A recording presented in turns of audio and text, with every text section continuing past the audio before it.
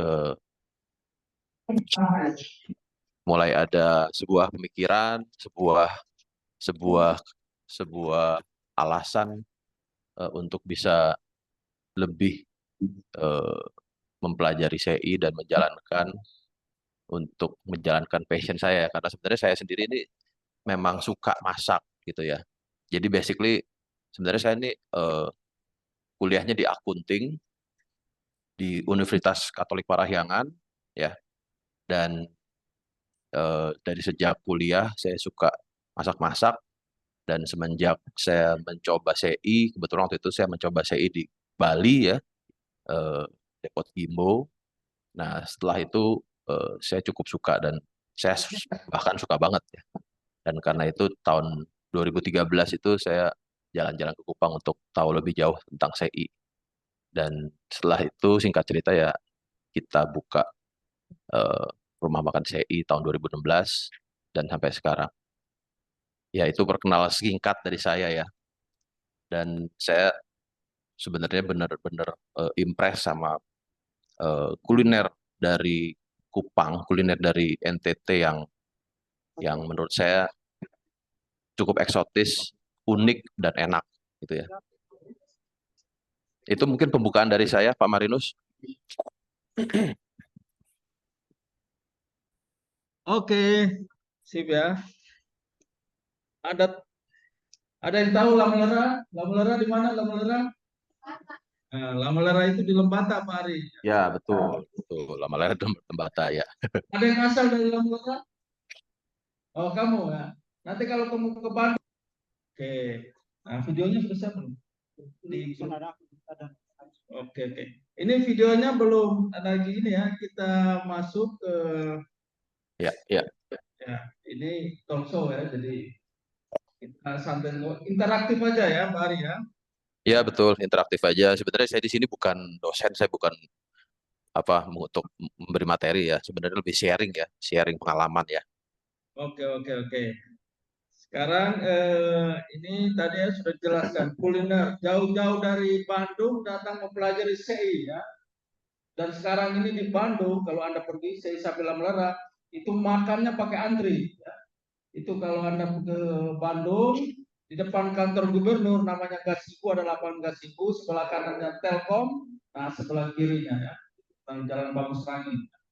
Nah, ini pertanyaan selanjutnya, kenapa CI Sapi? Nah, kenapa harus pilih CI Sapi, tidak CI yang lain? Kalau di Kupang ini terkenalnya CI B2 ini ya. Ya, Kenapa sih? betul, betul, betul, betul. Gini, oke.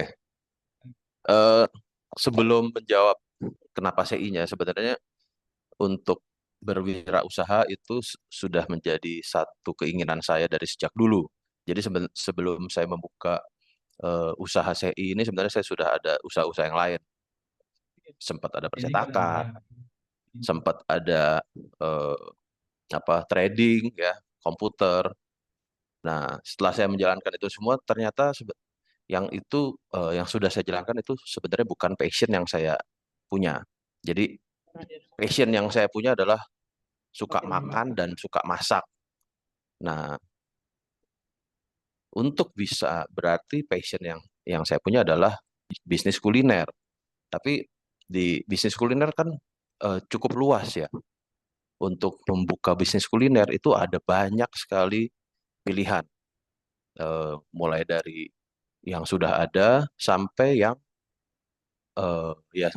kebanyakan sudah ada ya. Kebanyakan sudah ada, tapi tetap akan timbul terus yang baru. Di bisnis kuliner eh, akan seperti itu sampai seterusnya. Jadi akan selalu ada yang baru lagi, ada yang baru lagi, dan ada yang baru lagi. Nah, semenjak saya mencoba CI dan saya suka, inilah yang buat saya berpikir untuk ini sesuatu yang baru. Ya, CI tahun 2012, 2013, 10 tahun lalu itu sangat jarang, bisa dibilang belum ada. Apalagi CI sapi. Ya, zaman dulu sudah ada CI B2 yang eh, ada di Jakarta, dan di saat itu eh, tanggapan dan respon yang mencoba CI sangat-sangat positif. Nah, jadi dari situlah saya berpikir untuk eh, ini sepertinya produk yang tepat untuk disajikan di Jawa ya. Jadi kuliner yang berasal dari Nusa Tenggara Timur ini yang sebenarnya membuat saya cukup impress ya, karena saya juga baru tahu kalau ternyata di Indonesia ini ada smoke beef yang tradisional yang bisa dimakan dengan culture kita, yaitu nasi dengan sambal, dengan sayur ya, dan ada kuahnya. Dan ini yang membuat saya impress, dan sepertinya ini ini produk yang akan saya bawa untuk bisa disajikan dan bisa dinikmati oleh sebanyak-banyaknya orang Indonesia. Jadi sebenarnya itu ini alasan utama ya, dan terus memperkuat eh, keyakinan saya bahwa ini bisa menjadi sesuatu. Dan ya ternyata memang berat di awal untuk mengenalkan CI, karena orang Jawa sendiri itu masih belum tahu ada eh, kuliner CI, ada makanan CI. Jadi awal-awal memang kita harus edukasi, kita harus memberikan penjelasan apa itu CI, berasal dari mana, apa uniknya, dan juga sambal luwak, ya kan? Itu yang jadi satu kesatuan. Itu Pak Marinus alasan kenapanya ya. Ya, tentunya membangun awal pasti ya ada hambatan, ada kendala, ada itu pasti ada.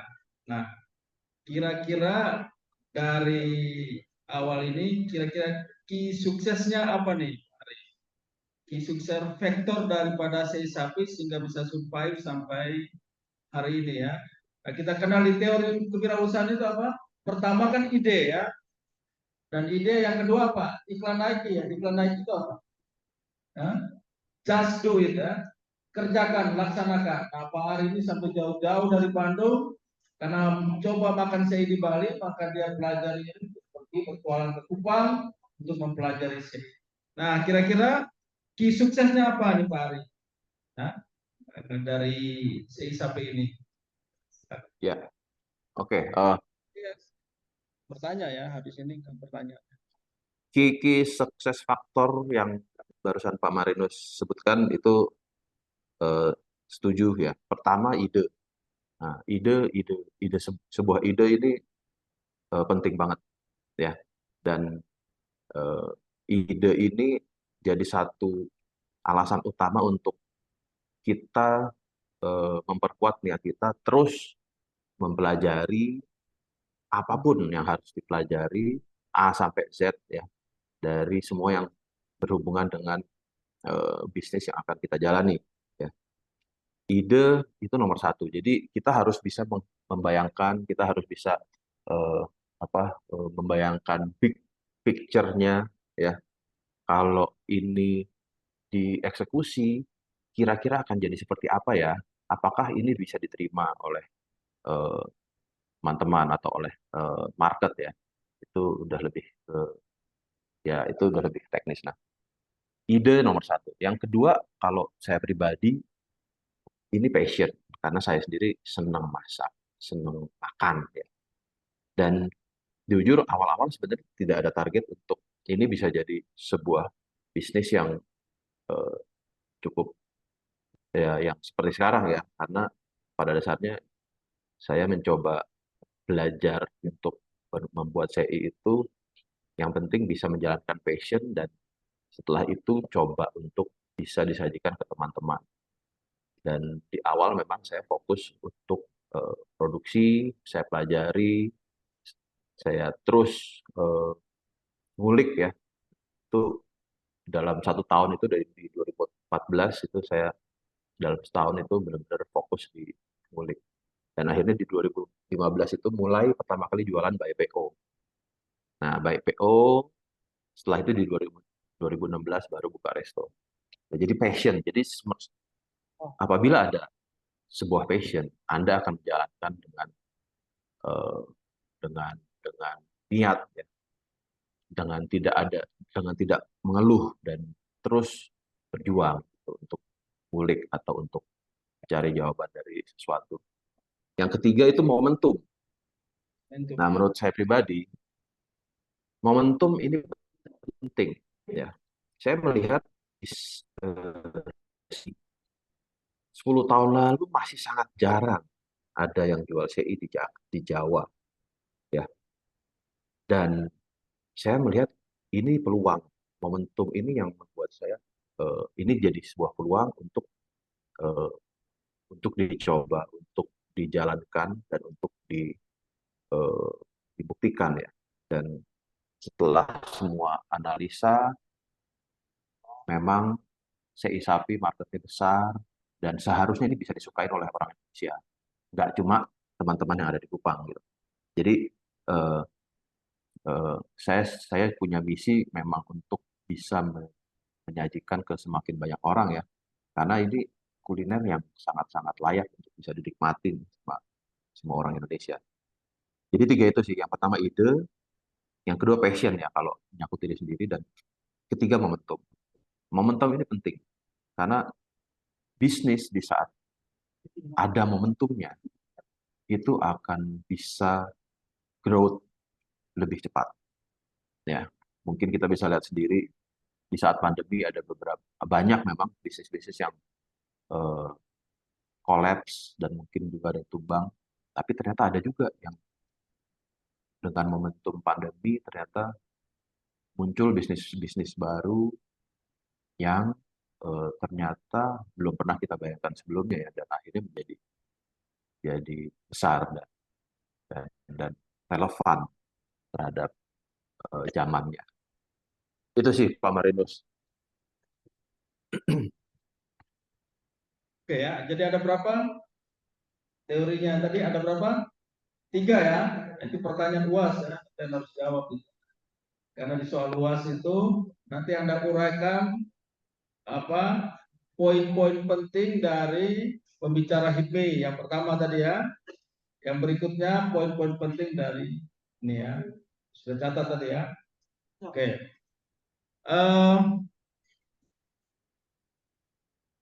Ada adik-adik yang mau bicara? Ya, siapkan ya.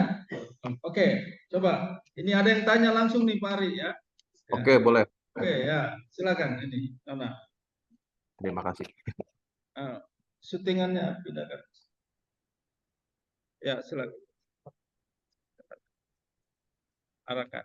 Ini ya, perkenalkan. Ya, baik, perkenalkan saya sendiri. Saya dari Basri ya Pak. Santa. Halo. Santa namanya. Sandra. Oh. Oh, Sandra. Oke. Selamat siang, Sandra. Di sini saya mau menanyakan pada saat awal-awal ini Bapak buka sebuah bisnis itu, apakah pernah menjadi kendala-kendala yang mungkin saja merugikan Bapak untuk membangun usaha seperti satu lakukan ini? Kendala, hambatan ya. Mungkin saya Oke. satunya peroleh dari mana ya? Ya, ya, oke. Jadi gini, hambatan yang terjadi pada saat itu, kita belum terbiasa untuk eh, kita ini sebenarnya, ya saya di Jawa, kita dan teman-teman yang ada di sini belum biasa untuk membuat sebuah produk dengan cara pengasapan. Ya, di saat waktu itu saya berpikir untuk lebih serius untuk membuat ini, banyak kendala. Yang pertama itu adalah kita tidak mempunyai alat yang bisa mem- membuat produk pengasapan. Kalau di Kupang kan, yang saya lihat itu adalah menggunakan eh, tempat space 1 kali 1 meter. Setelah itu ada jarak 80 cm sampai 1 meter. Setelah itu ada bara di bawah dan ada asapnya. Kalau di sini kita harus membuat alat yang lebih, Bungkus sambi ya, pakai bungkus sambi. Ada arang ya, besi. ya betul. Nah, di situ kita harus membuat alat. Nah, alatnya itu yang awal-awal tidak ada. Dan akhirnya mau nggak mau kita harus ngedesain sendiri alat yang menyatu dan dipelajari dari Google ya, karena orang Amerika atau orang Western itu ya Amerika terutama itu udah lebih eh, udah punya alatnya dan kita bisa menggunakan itu. Itu salah satu kendala. Yang kedua itu orang Jawa belum tahu CI itu apa. Ya, jadi kita harus memberikan edukasi. Kita harus memperkenalkan kuliner ini ke semua orang yang datang ya. Karena ada awal-awal di saat ada tamu datang ke outlet, duduk di meja dan eh, dia masih belum tahu CI itu apa dan dia masih harus nanya ke waiter kalau ini apa sih dan kita memang harus menjelaskan. Tapi memang itulah untuk bisa mengenalkan satu produk baru eh, yang pertama kali adalah edukasi market ya. Produknya apa? Uniknya apa? Unique selling point-nya ada di mana? Ya. Apa keunikan dari produk ini? Jadi sehingga membuat konsumen eh, punya alasan untuk mencoba dan semoga dia suka dan setelah dia suka semoga akan menjadi langganan ya dan makan lagi makan.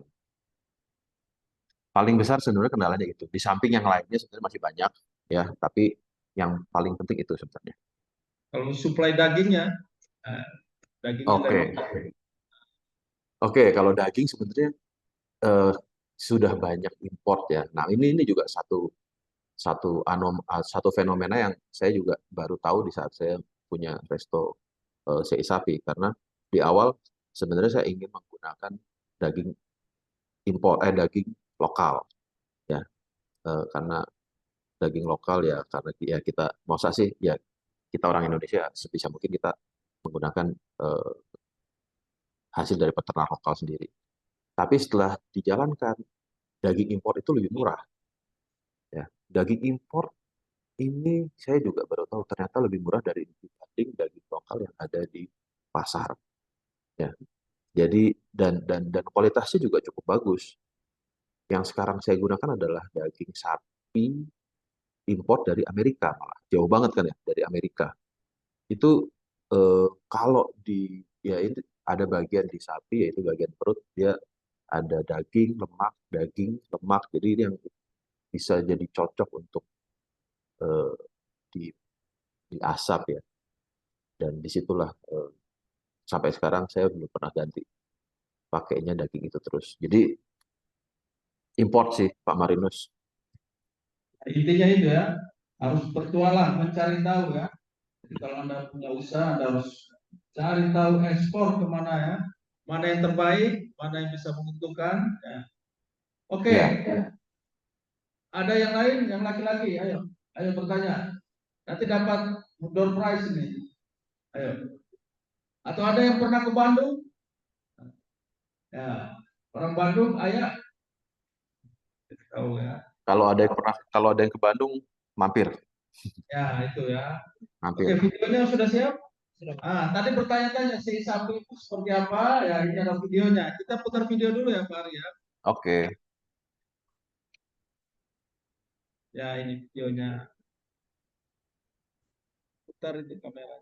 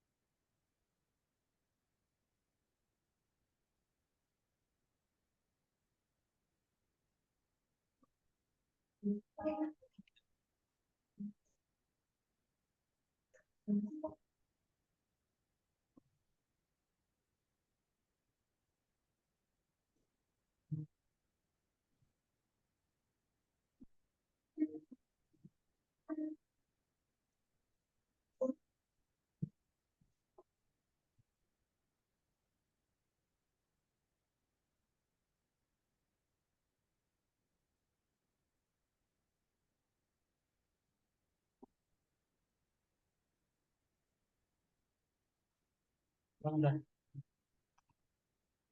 dari yang dia masih.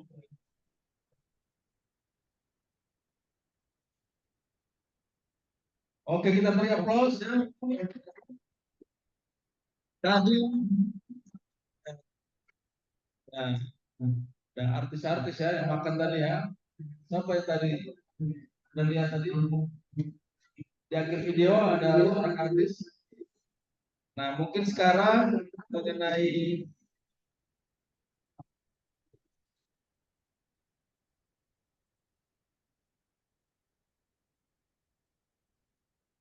oke, kita lihat video tadi. Ada yang bertanya? Ya, ini ada Anu, ayo. Tadi nanti mungkin pencapaian-pencapaian ya. Nah, saya samping lama juga pernah masuk TV ya Pak Ari ya. Nah, Ya, betul. Puji Tuhan pernah. pernah masuk TV, Net TV ya kalau tidak salah itu. Net TV pernah, Trans juga. Jadi ada beberapa stasiun. Oke, pencapaian-pencapaian dari CI Sapi Lameler. Nah, ini ada yang bertanya lagi nih, silakan. Oke, boleh. Terima kasih waktu dan kesempatannya. Nama saya Aurel. Jadi yang saya Aurel. Aurel, ya, halo. Ya, Saya siapa? Ya, selamat siang. Bertanya Pak. Ya. Di dari sekian banyak sapi ini, kenapa pilih yang di Batam? Kan banyak. oh nama. Nama mereka. Oh, penamaannya. Kan banyak. Daerah penghasil sapi di NTT. Itu saja. Terima kasih Pak. Oke, oke.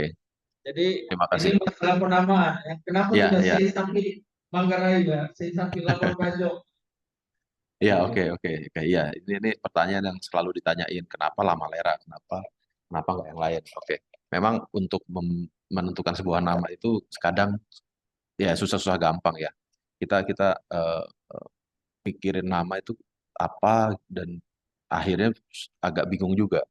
Dan sebenarnya kenapa Lama Lera? Itu karena saya sendiri sangat eh, terkesan sama budaya yang ada di sana dan sebenarnya dari dulu saya pengen ke sana sebenarnya, pengen jalan-jalan ke daerah Lamalera dan ini jadi satu afirmasi untuk saya sendiri sih. Satu waktu saya harus ke sana makanya karena itu dan ternyata untuk sei sapi ini terdengar ketimuran ya dari kita dari cara ngomong kita Lamalera itu terdengar timur Indonesia.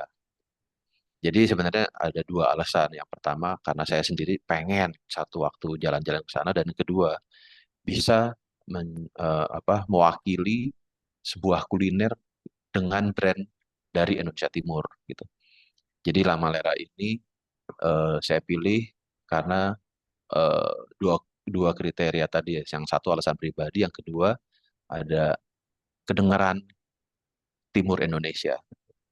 Ya, Berarti itu ya, cita-citanya mau ke Lamalera nih Pak ya. ya Tadi betul siapa betul. dari Lamalera? Nah, siapa? Ini Feren ya. Oke, nanti ada nih Ya, ketua BEM Stikom ini. oh Siapa siap. ya? Oke. Boleh, boleh. Belum kesampaian nih sampai sekarang. Oke. Nah, ini mungkin punya ini ya keinginan tadi ada dari Manggarai ya, sebetulnya punya keinginan ke Labuan Bajo, juga cabang ke sana. Oh, Iya. Kira-kira mantap, apa mantap. pencapaian-pencapaian lah. Terakhir ya, pertanyaan terakhir. Kira-kira pencapaian dari Seisan Belas seperti apa? Pernah masuk TV atau pernah berprestasi seperti apa ya? Silakan. Ya, oke. Sebenarnya kalau liputan TV itu dengan sendirinya ya akan datang kan. Jadi gini, di saat tahun 2017, 2018 sampai 2019 itu eh, restoran kami booming, restoran kami itu ramai karena banyak orang-orang Jakarta yang baru tahu ada CI Sapi, tapi adanya di Bandung. Jadi banyak orang-orang Jakarta yang datang ke Bandung itu di saat mereka lagi jalan-jalan ke Bandung, mereka itu makan di tempat kami. Nah, akhirnya eh, TV-TV ikut ngeliput. Mungkin juga cuma TV, ada selebgram, ada YouTuber, ada vlogger ya. Mereka ini membuat konten di tempat kami. Oke, tapi sebenarnya buat kita sendiri itu bukan sebuah prestasi ya. Karena itu akan terjadi secara organik di saat kalian punya exposure, di saat bisnisnya ini mempunyai perhatian, akan dengan sendirinya eh, banyak pihak-pihak yang akan terlibat ini maksudnya mereka akan tertarik untuk meliput ya, untuk membuat konten. Jadi di saat bisnisnya ini eh, punya perhatian, diperhatikan oleh banyak orang, maka di situ akan menjadi sebuah daya tarik untuk banyak eh, selebgram atau YouTuber atau blogger atau vlogger sekarang ya, atau sekarang TikToker ya, itu Ya. untuk meliput, untuk membuat konten. Ya, jadi zaman sekarang ini memang setelah pandemi terutama ya, kita benar-benar punya eh, harus bisa eksis di sosial media. Ya, ini yang menjadi masa depan buat kita semua juga ya, karena kita dalam 24 jam per sehari kayaknya pasti ada deh 3-4 jam itu kita ngelihat layar handphone ya. Dan disitulah eh, exposure terjadi gitu. Kita ngeliat YouTube, kita ngeliat Instagram, tiba-tiba ada liputan dari seseorang yang kita kagumi gitu ya, mereka makan di situ. Nah, itu akan jadi efek efek berantai untuk eh, untuk bisnis atau untuk sebuah usaha dan dan harus positif ya, karena kalau negatif itu efeknya akan berkali-kali lipat daripada efek positif ya, dari yang disebarkan oleh sosial media. Itu sih. Kalau untuk kedepannya ya pencapaian kita adalah gimana caranya kita menjadi sustain ya. Eh, Sei Sapi Lama Lera masih terus ada untuk 20 tahun ke depan dan bisa menyajikan ke lebih banyak orang Indonesia karena saya sendiri sangat-sangat bangga dengan CI ya, dan yang CI yang terutama saya belajar dari Kupang, tempat teman-teman ini belajar. Itu sih. Oke, mantap ya. Kita beri aplaus ya. Thank you, thank you. Terima kasih. Ada yang bertanya lagi? Yang laki-laki? Oh ini moderator yang bertanya. Oke, ini pertanyaan terakhir ya. Oke. Oke, Turun mundur lagi ya. ya, ya, oke, bentar. Terima kasih atas kesempatan yang diberikan. Selamat siang, Pak. Selamat siang. Perkenalkan, nama saya Hana. Saya mau bertanya, apakah Hana. ada tips and trick yang bisa Bapak bagikan untuk teman-teman yang sedang merintis usaha di bidang kuliner? Terima kasih. Oh ya, kuliner ya. Kuliner ya, oke. Mungkin ya tantangan ya. Mungkin ada harus izin dari Balai POM ya kan. Terus izin-izin apa mungkin bisa di-sharing. Oke, untuk yang pertama ya, untuk teman-teman yang ingin memulai sebuah usaha.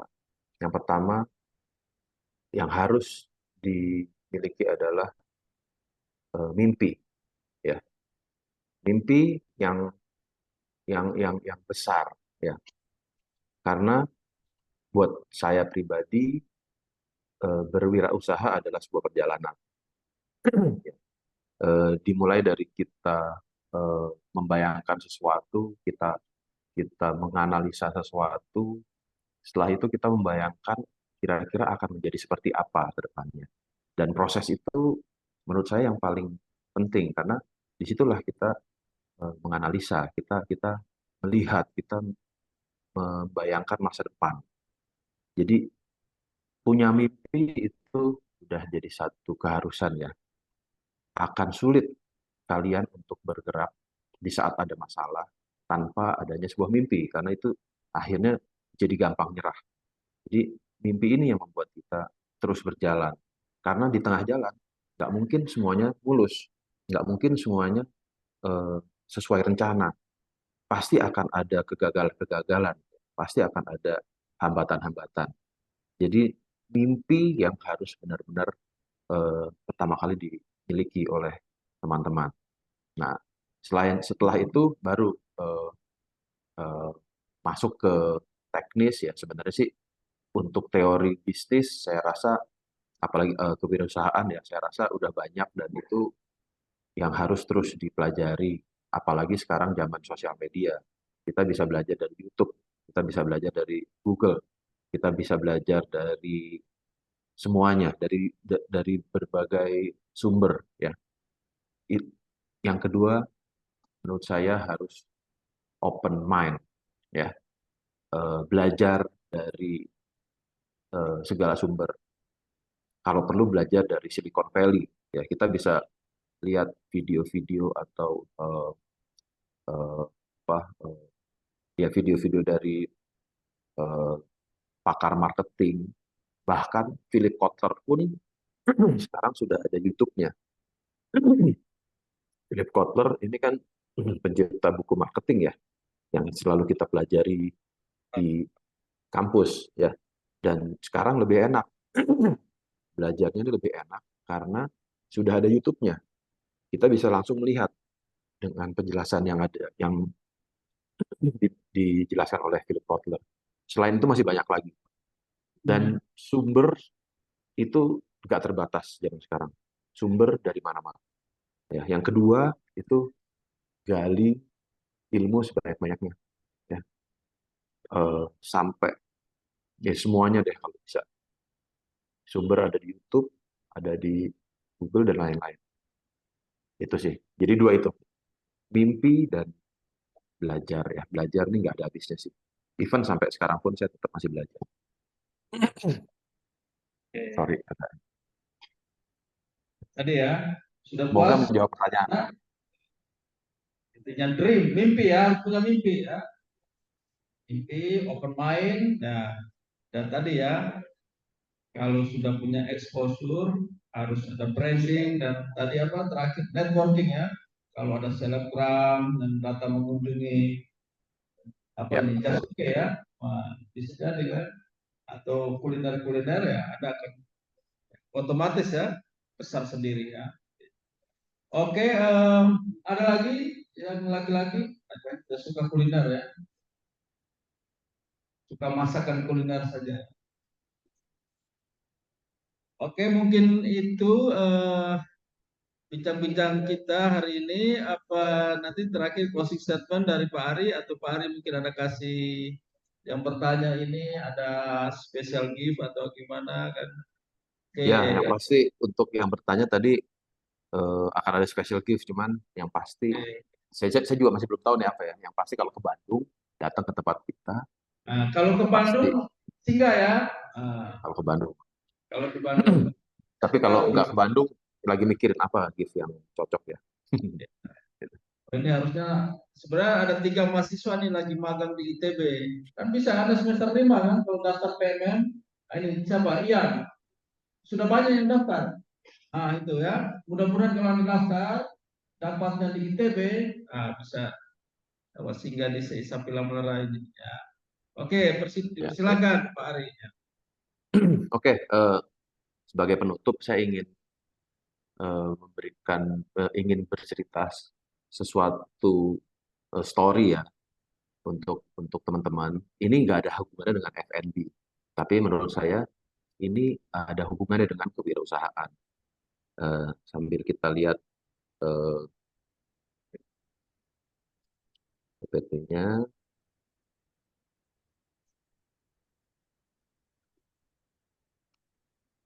Ya, saya ingin bercerita tentang sebuah brand travel yang ada di Bandung. Ini nggak ada hubungannya sama F&B, eh, tapi nggak apa. Saya rasa ini akan berguna untuk teman-teman yang sekarang sedang mengambil sebuah mata kuliah kewirausahaan. Nah, City Trans ini berdiri tahun 2005, eh, mempositioningkan brandnya sebagai executive shuttle, yaitu dengan eh, travel premium ya. Jadi kalau di Jakarta Bandung itu ada eh, ada sebuah moda transportasi untuk eh, dari Jakarta ke Bandung gitu travel. Nah, si Trans ini memposisikan brandnya sebagai yang paling premium. Dan di tahun 2005 hanya melayani satu rute. Di tahun 2012 ini sudah berkembang menjadi sebanyak 120 unit mobil dan ada beberapa layanan yang baru yaitu City Flyer dan ada City Express Delivery. Dan di tahun 2013 ini ada City Premium Rent, layanan penyewaan mobil. Dan di tahun 2019 ini diakuisisi oleh Bluebird Group seharga 115 miliar. Ya, dan di tahun 2023 saat ini menjadi sebuah travel eksekutif dengan jaringan terluas di Jawa. Ya, jadi di Jawa ini untuk eh, sebuah brand travel, Sintrans ini menjadi sebuah brand premium. Nah, kenapa saya cerita ini?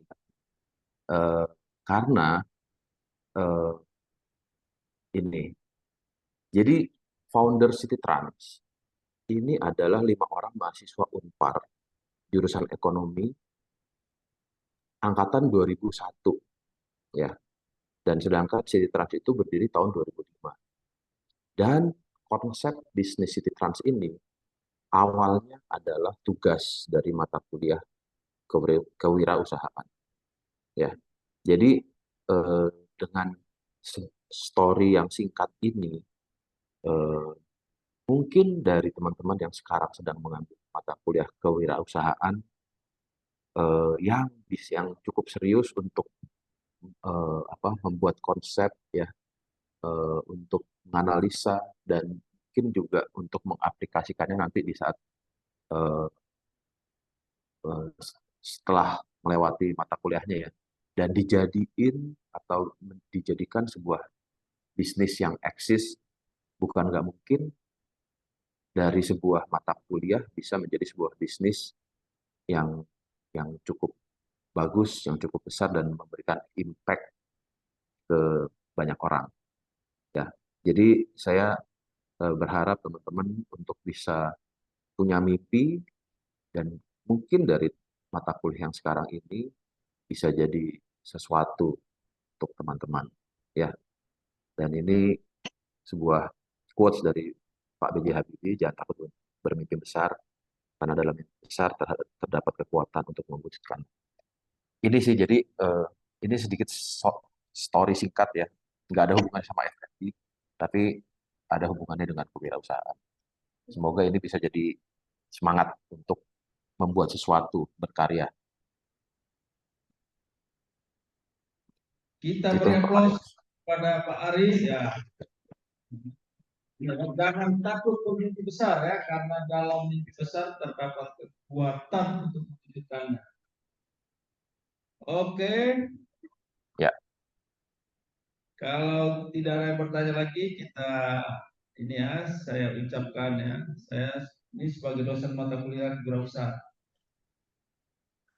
Saya ucapkan terima kasih masih. kepada Pak Ari ya, sudah sharing ya, sudah sharing ya. Ini beberapa hal yang menjadi quote-quote penting tadi ya, ada juga catatnya. Dan saya berharap ya tadi ini adalah stimulan kecil ya. Siapa tahu ada terbesit pikiran mau buat usaha, adik-adik bisa melanjutkan ya. Tidak hanya sampai dapat nilai A, nilai B ya, tidak usah. Bisa melanjutkan seperti story yang terakhir tadi. Oke, sekali lagi kita beri aplaus kepada Pak Ari. Ini cara foto bersamanya bagaimana? Oke, kita ini diambil ini kamera ya. Siapa? Kita foto bersama semua ini ya. Tidak boleh jari, ini tahun politik ya. Ini saja ya. Oke, ayo semua dari peserta ya. Oke, terima kasih. Selamat siang Pak Ari. Ya. Oke, Selamat siang, terima kasih semuanya. ya, ya, Sukses semuanya. ya, Kalau ke Bandung sebentar. main-main. Terima kasih ya. Terima Selalu kasih. tiga. Ya, kita berapos. Oke, silakan moderator melanjutkan.